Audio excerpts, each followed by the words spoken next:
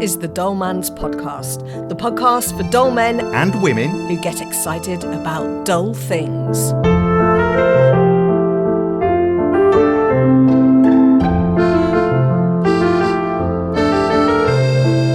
I'm Demitris Deech, I'm Demitris Deech, an award-worthy stand-up comedian who likes to celebrate his love of dullness for anyone who's prepared to listen. Award-worthy, I love that. We all think we're award-worthy. I am. I rule myself sure out are, of awards. Mate. I'm sure you are.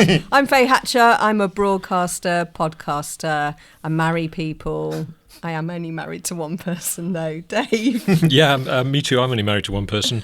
And I'm Dave Harries. And I actually did get an award once for a documentary that I produced. Oh, for real? Yeah, TV documentary. As my 6-year-old daughter would say, for real life? For You've real got an life. award? Got an award, yeah. Okay. I mean, as you can see, it's not made any difference to my fame or fortune. But was it like a blooper award or something like that? I think it was a World's sympathy. dullest documentary. A sympathy award, Oh, I think okay. it was. Your Man Up a Mountain documentary? No, it wasn't. No. It was the one about the orchestra touring China. Yeah. Yeah. Okay. It was a Chinese award. Made in China. Yes. Oh, well may I be maybe the 17th person to congratulate you for your award. Well, that's very kind of you, Deech. Thank you. So, Dave, before I ask you what is coming up on today's show, I want to know, have you had your coffee today?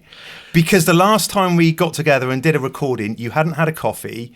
You were angry, you were hangry, you were... I was, The wasn't I? equipment wasn't working there. The equipment as well. wasn't... Things were going wrong, but it all stemmed to Dave not having a coffee. It was a bit pissy, It was wasn't the lack of... A bit. He had me by the throat at one stage, saying, I haven't had my coffee, as if it was my fault. And I've got to apologise that I threw you out the window like that. That was Yeah. was uncalled for. Well, I'm back on my 2 feet now. So, Dave, have you had your coffee? Yes, Good. I have, and I'm feeling very calm, and the equipment appears to be working.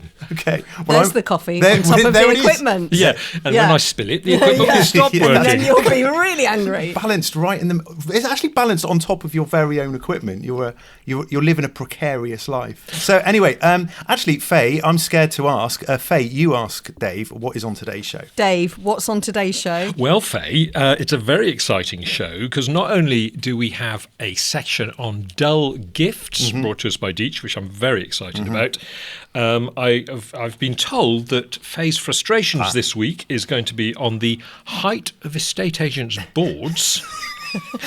which I can barely contain myself. It's a good one, isn't it? I'm going to be confused. bringing flags to the table. Oh, classic dull man's subject. I tell you. There are a lot of dull men at the moment at half-mast, just wait in anticipation.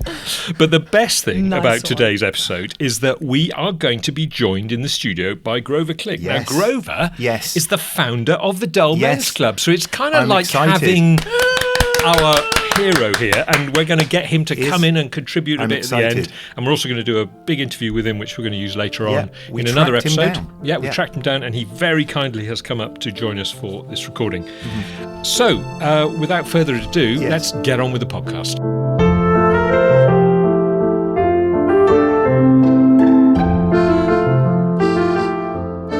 It's my husband's 50th birthday this year. Oh. Yes, July. And I'm thinking, what on earth am I going to get him? Yeah. We're now opting for experiences. We're sort of that way into our relationship. Free experiences for each other. Yeah, they walk up and down the canal. You know, it's I was thinking great. for something more We've fruity been than married. that. No, we've been married for 17 years. We've known Okay. each other for 25 years. Yes. We have everything we need have your in life. So material now things we you are need. opting Has the for fruitiness departed? Is that what you're saying? Dave. She's not going to comment, is she? I'm not going to comment on Don't that. comment on that. Don't draw that's- yourself down. that's to that. private. Yeah, I've got his Yeah. number. We can ask him. Yeah.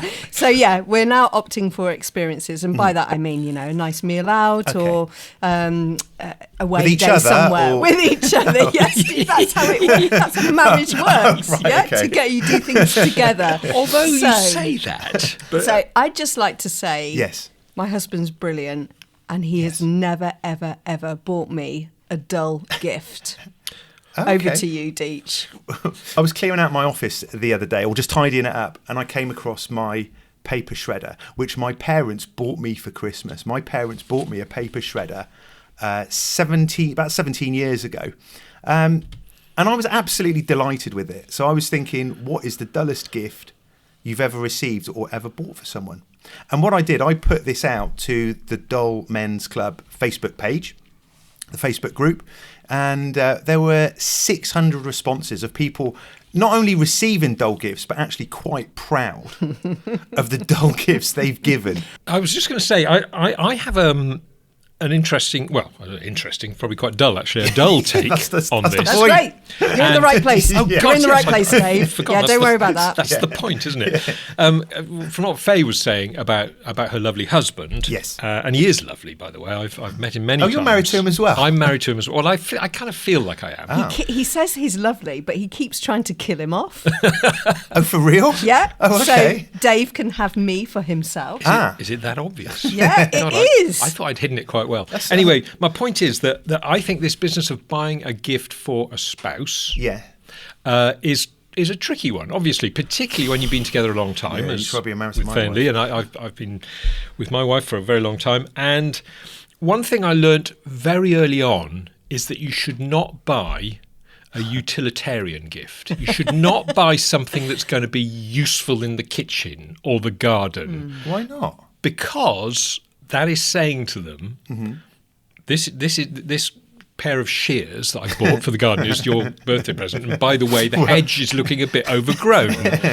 And you can't, that's not, you can't do that. It's the way to ruin a good relationship. So you've got to be very careful. You've got to buy a gift, I think, that is, it can be dull, obviously, but it can't be utilitarian. It can't have a hidden message. A hidden message or a hidden use. The worst thing is if a man bought his wife, say, a saucepan or a potato peeler. I mean, in other words, the subtext there is you belong in the kitchen. Okay. What about it's a stocking filler though? I do like a stocking filler. Yeah, but that's a satsuma or a walnut or like a chocolate bar. Walnut. Dickensian days. Unwrapping this square-shaped, ring-sized box, and inside is a walnut. So I went out to the Facebook group, the Dull Men's Club Facebook group, to see what dull gifts have you given, what have you received, and I had a ton of responses. Let me go through them, if I may. I spoke with Carol, who said her husband once gave her a foot pump for a tyre and a car jack for Christmas, and said that they'd come in handy. I asked her how did she respond when opening. She said he's lucky he only got the disappointed look. And made up for it on her birthday buying her an iPad. So that is what happens actually sometimes when you get a dull gift. You get that look and then you have to make it up. What she didn't tell you is that she doesn't even own a car. She doesn't own a car. What is that? She doesn't own a car, but he does. Yeah. Useful for me. Yeah, exactly. Yeah, I sometimes do that. Buy a present which is secretly for me. Tracy's husband got her an electric pencil sharpener. It's apparently quite useful. I wouldn't mind apparently that. she absolutely bloody loves it. Yeah, she does, and she sharpens pencils on a daily basis, even though she doesn't need to sharpen it. Yes. Valerie from Manitoba got an anvil. Christy from Texas wrote in and said, once I asked for a $60 electric vegetable peeler for Christmas, and my husband handed me a bracelet box, and I was off because I didn't want a bracelet. Then I opened the box and inside was the potato peeler. Yeah, she got what she wanted. It was what she wanted. $60 though. Yeah, I know. That's a lot of potato peeler. I know. That's a lot of shavings. Does she run a chippy or something? No, she just said a decade later, it's still one of my favourite kitchen items. That's a nice story. It is. Hannah from America got a vacuum cleaner for her husband for Christmas, but she says she did ask for it. Yeah. I don't know if she asked for it like literally or metaphorically. I don't know if she metaphorically asked for it. Did you ask her whether it smelt or not? Well, yeah, it is because I've got that thing that I do like the smell of a vacuum cleaner.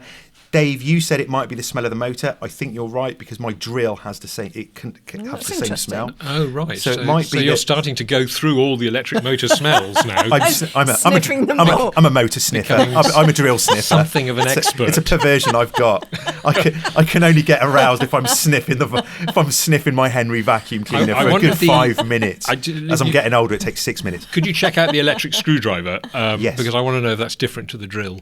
Because it's doing a similar job. It's a milder smell. Yeah, we'll see. Well, let's just foreplay. Laura also got a vacuum cleaner. Sharon got a vacuum cleaner. That's a popular present. Then. It is there's a lot of men out there. Louise from Denmark also got a Hoover, a vacuum cleaner. You see the subtext there again is you're supposed to be doing the cleaning. Yes. Now this is what she wrote. This is what Louise from Denmark wrote. The fun part was all the other less dull men's reaction in the room. Their faces looked like people watching videos of other people getting hurt, as if they were about to watch a snuff. You could just imagine people. She's opening the box. It's then clearly a Hoover box. Other blokes and women are in there just sort of grimacing, thinking this isn't going to go well. From London, listen to this. When Kat from London was 9 years old, in a raffle, she won a metric ton of manure. Wow. Her mum refused the prize, and Melanie was actually bought a trailer load of manure from her son-in-law. It's £3 a bag down our way. Is it? Yeah, way. £3 a bag. Gone are the days of finding it on the street. My mum used to do that. She used to carry a bucket and a talking about spade horse manure, aren't in the you? back Yeah. of our car, and she would stop and Really? get it off the road. Well, I live in the so Cotswolds, and you can't move for horse shit there, but that's an interesting thing. When you win a metric ton of manure, and you think, oh, that's great, that's quite useful if you're a gardener.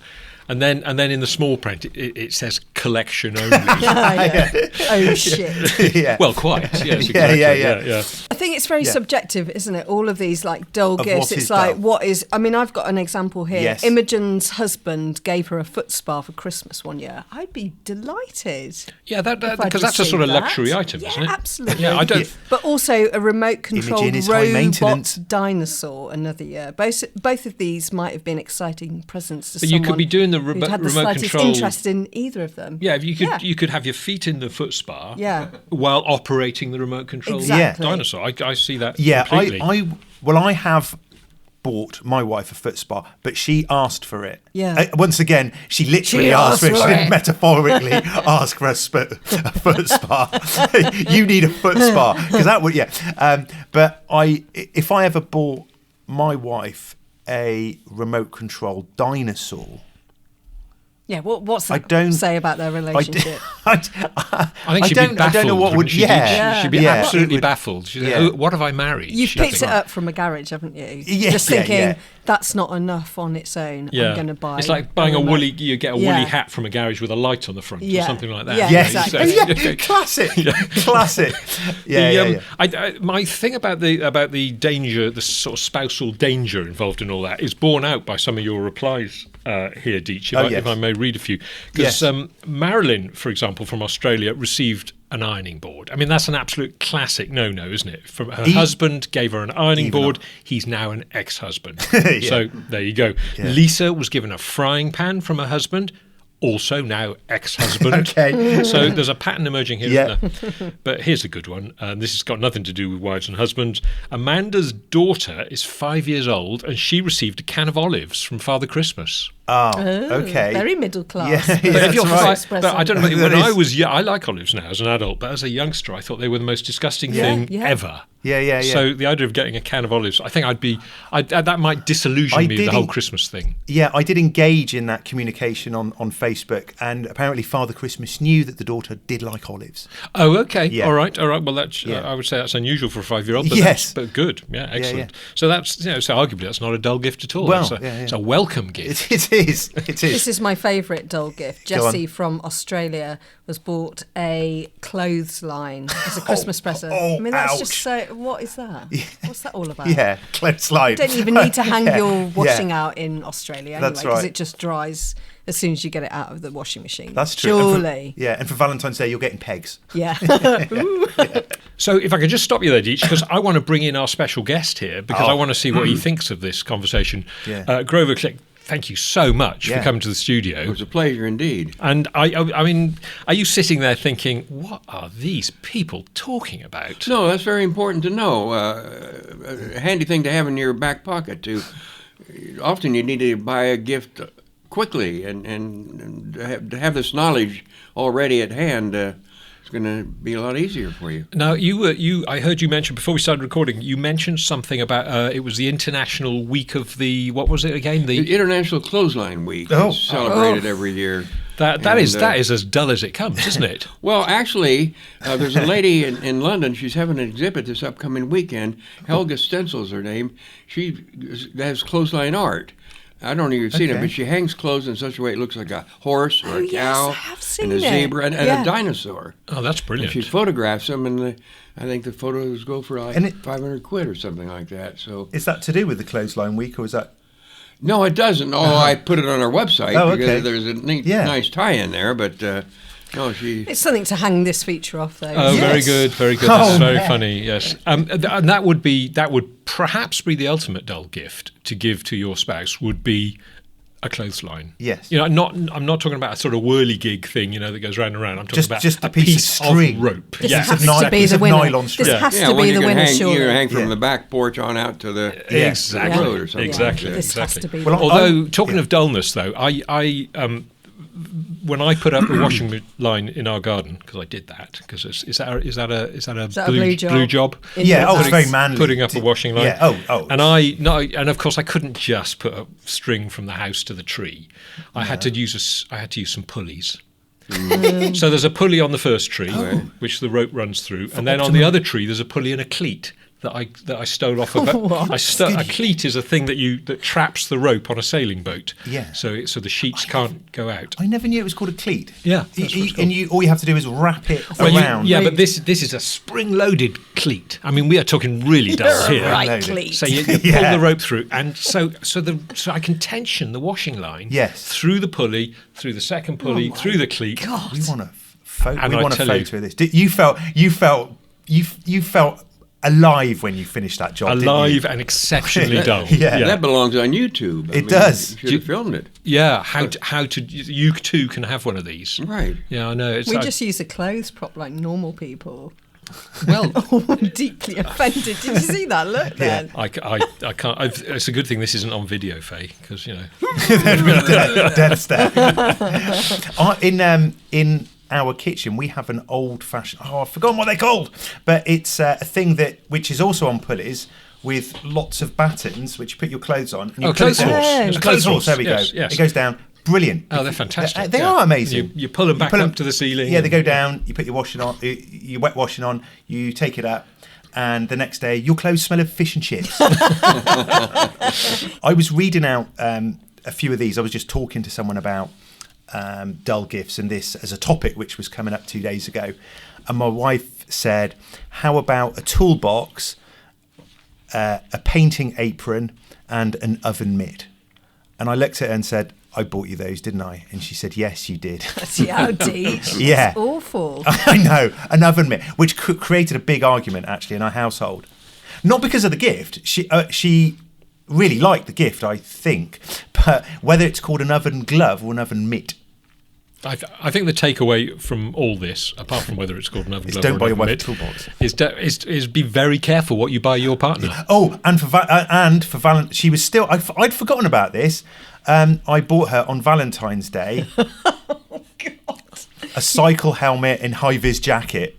This hole's getting Please tell me there was a heart on the side of the cycle jacket or something. No, because you want her to be safe. Because you love her. That was my point. That was my point. I want you to be safe. She was just about to cycle from London to Amsterdam. After buying her that, I'm lucky she came back. She was doing a charity thing. I thought, what a nice gift. But apparently, it had to be, it was the wrong sort. It had to be chocolate or rose. It was the wrong sort. The wrong sort of helmet. That's right. Chocolate helmet would have been well received. Yeah.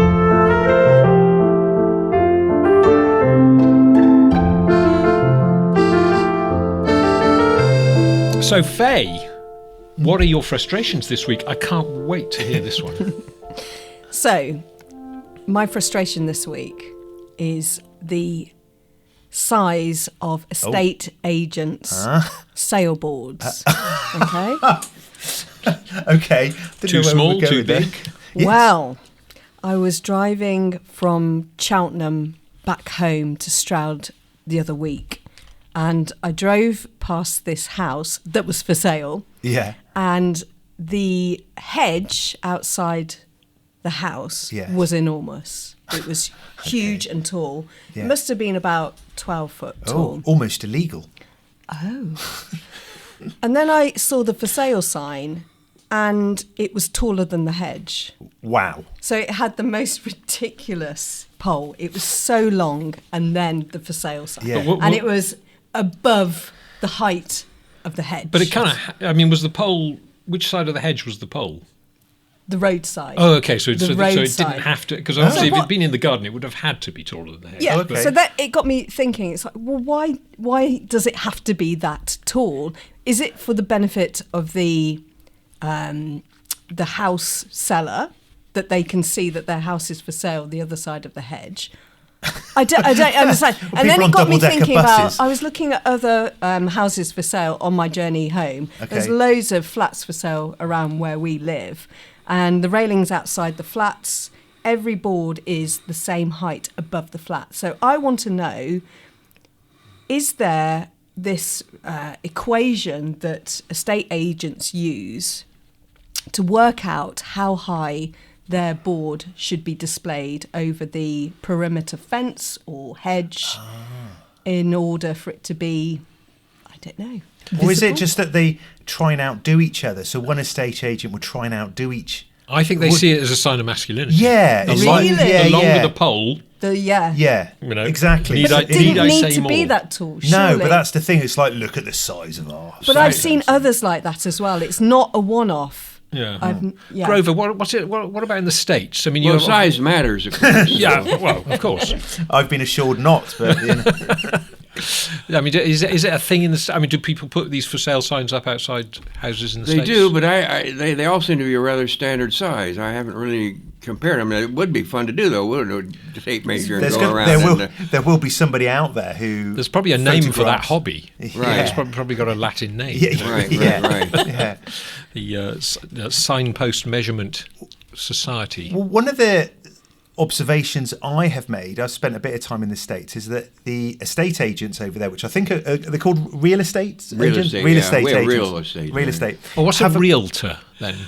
Same thing. Oh, okay. It's a different right, name, I right, suppose, for the right. same thing. Okay. On their for sale signs, they have a picture of the estate agent, their smiley white-toothed face. Now, I have seen that in the last week locally to me. No. In Gloucestershire. Yes, it's come into a town near Like you. that face will help sell your property. It would have to be a heck of a face. You're like, I didn't like the house, but look at the picture of the yeah, man. he on looks, the definitely. outside. he looks Yeah, yeah, yeah. trustworthy. It was a I'll game buy changer. that house. Yeah. He's Why did you against- buy this house? Yeah. Well, the estate agent was so handsome. Thinking of pictures on signs, we had a lady get into one of our calendars, a design student at Stanford University, and her obsession is wet floor signs.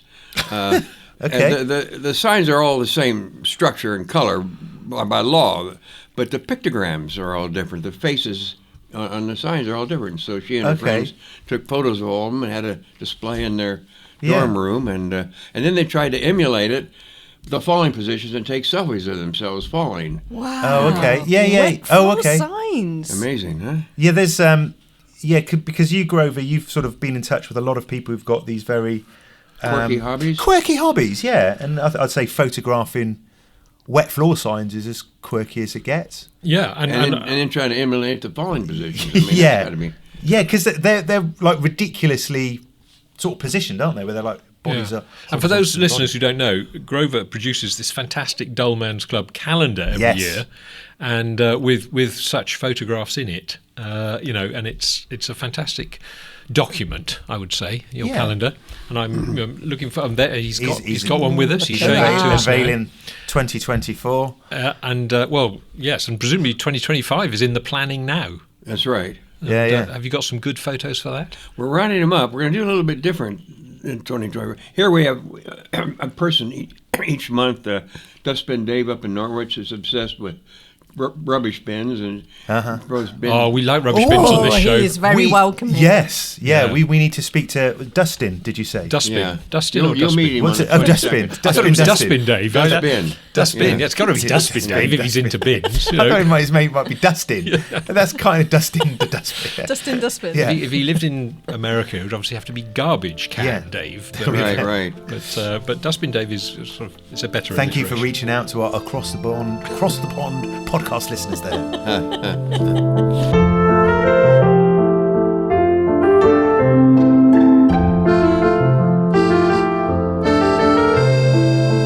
I'm asked to host a lot of charity quizzes, and there's always usually a flags round where you have to identify the flag and the country, and I am rubbish. I mean, thank God I'm the quiz master, because I just wouldn't have a clue. I'm not useful on anybody's team, but this is a subject that you'd like to talk about, Dave. It is a subject I'd Flags. like to talk about: the study of flags.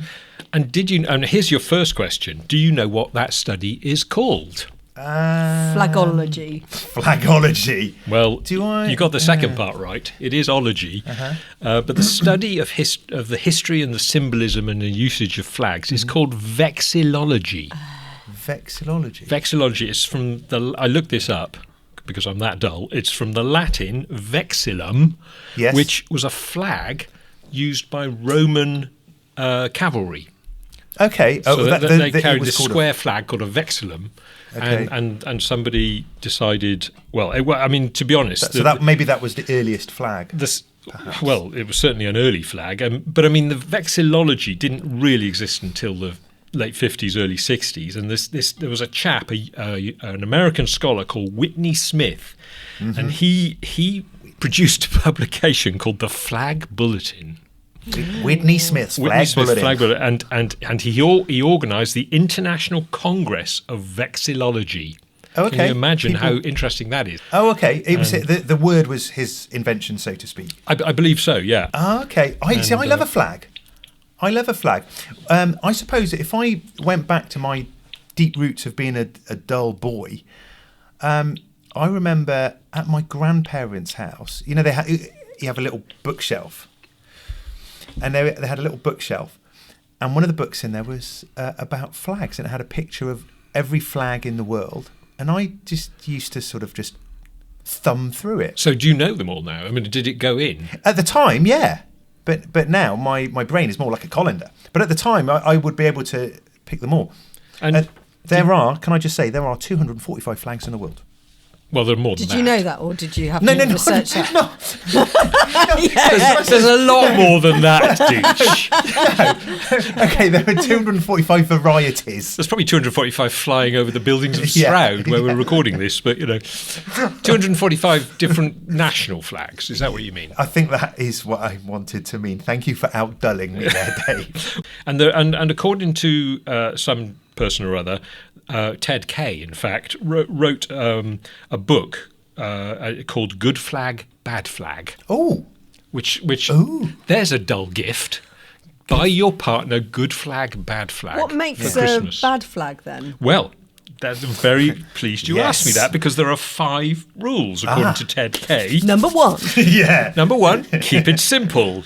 Can we have that music, Yeah, for the yeah. chart rundown? Number 2. Number 2, it has to have meaningful symbolism, a representation of place.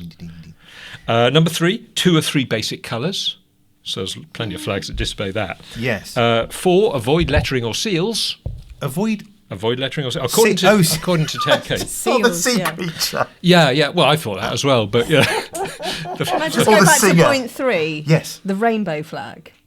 We love the rainbow flag. That's got Yeah, but that's Well, not it's a multicolours. It's not a national flag, though, is it? No. Oh, so this is for Yeah, a national flag, well, I is think it? so. Well, they need to cut down on those colours, don't they? They need to just get a few less colours. There's going to have to be a few just less won't be a letters rain- in that No, LGBT. it won't be a rainbow Yeah. flag anymore. And Okay. Number 5, very quickly, is this because this is so dull. Be distinctive or be related.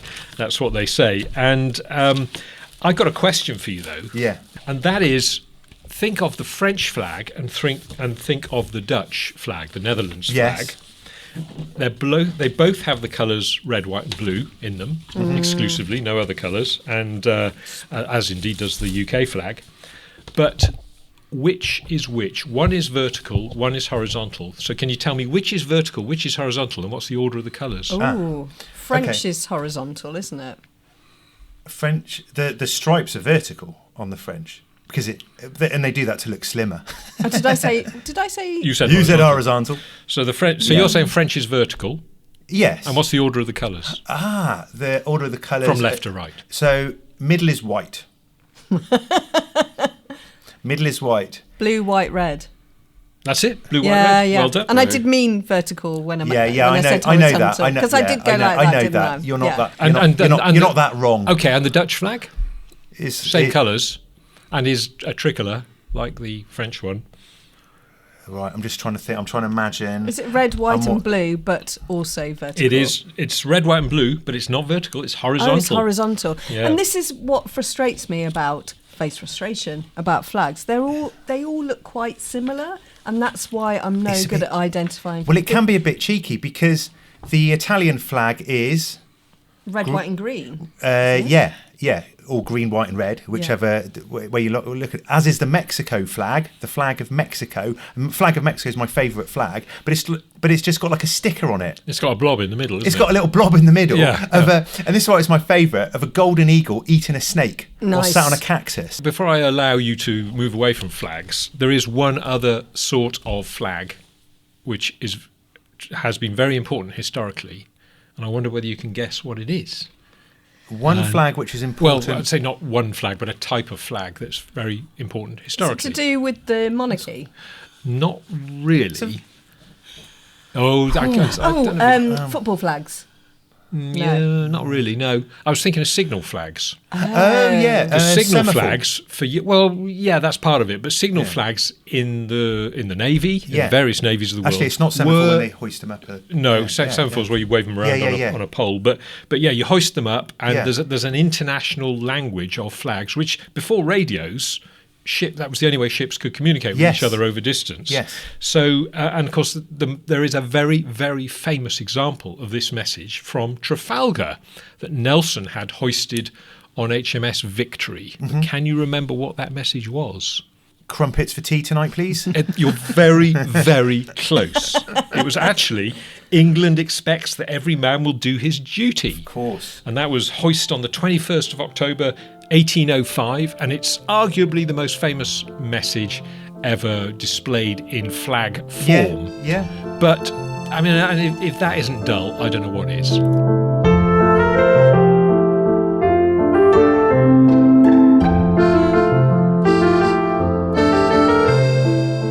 That, sadly, is all we've got time for, but I think we all want to thank Grover for joining us today. It's been great having you in the studio. We are going to do while we've got you here, we're going to do a little interview with you and find out more about you, and we're going to use that in a later episode, so we're excited about that. Yeah, and what have we got coming up in future episodes, Deech? You got anything you can tease us with? I'm excited to talk about the dullest YouTube video that you've ever watched. I watched this YouTube tutorial about how to sharpen a chisel. 22 and a half minutes. So I want to 22 and a half minutes. Watched it twice. I think somebody wants to talk about barking dogs. Or dogs from barking. Dogs from barking. Who knows? One I don't or the know. other. And Faye, have you got any future frustrations? Yeah, having said my husband's great and everything earlier in this episode, I'd like to talk about the foil off the top of plastic milk bottles. Oh, I think her husband's Old going to get a school. kicking for that. Yeah, It's old school. Old school. Yeah, I know, but we need to have that conversation. Well, you're thinking are you thinking of glass bottles? Yes. Yeah, No, I they're said old plastic. school. Plastic. Plastic. The plastic bottles you buy in a supermarket. Oh, and then you peel it back. they Oh, have new full. school. New school. New school. New school. Okay. It's an old school problem in our house, it's though. an That's old what I thought you meant. Anyway, guys, that's what you've got to look forward to in upcoming episodes. Isn't it dull? Yes, it is. Yeah. Grover, again, thank you very much for joining us. Pleasure to be here. My name's Dave Harris. I'm the producer of this show. I'm Demitris Deech. I'm just a person who speaks on the show. And I'm Faye Hatcher. Ta-ra.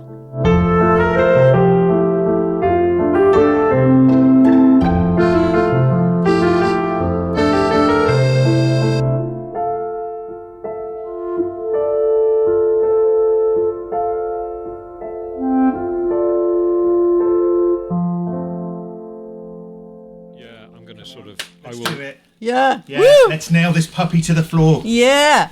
Grover, could you just tell me what you're having for breakfast? As we. I'm having a ham sandwich. I think ham and cheese, Plowman's. Look at that. All right, great. And Malted bread. He shows people. That is niche, This isn't is it? the real joy of doing it is they use masking tape to apply. You know, it's such a joyful thing when I pull a masking Oh, I love tape that. and have it. Look at I love that. that when I'm